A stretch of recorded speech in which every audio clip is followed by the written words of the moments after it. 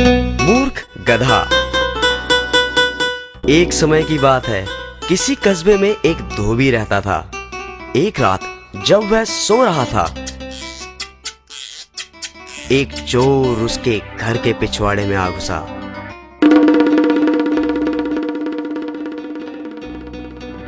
धोबी का एक कुत्ता और एक गधा वहां एक खूंटे के साथ बंधे हुए थे।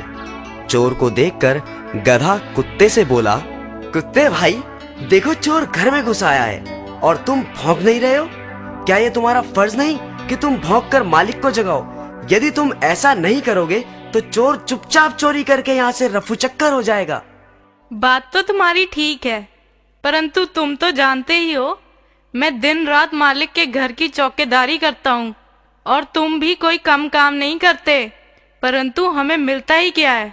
हमें ढंग से पूरा भोजन तक नहीं दिया जाता।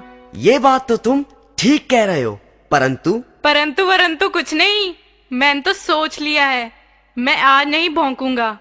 मालिक को जब तक हानि नहीं होगी तब तक वो मेरी कदर नहीं करेगा। देखो, ऐसे आड़े वक्त में ऐसी बात सोचना गलत है। मुसीबत के समय अपनी मांग रखना उचित नहीं। मैं उचित अनुचित कुछ नहीं जानता। मैंने तो जो कह दिया सो कह दिया।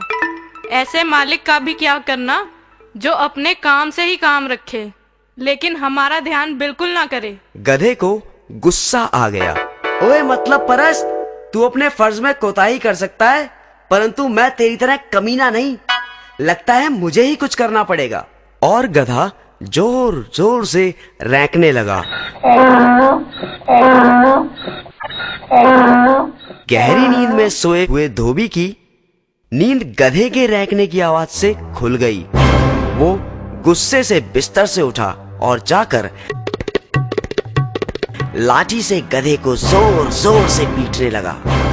पिटाई इतनी बुरी तरह से हुई कि कमजोर गधे ने वहीं अपने प्राण त्याग दिए। तो बच्चों, समझे कुछ?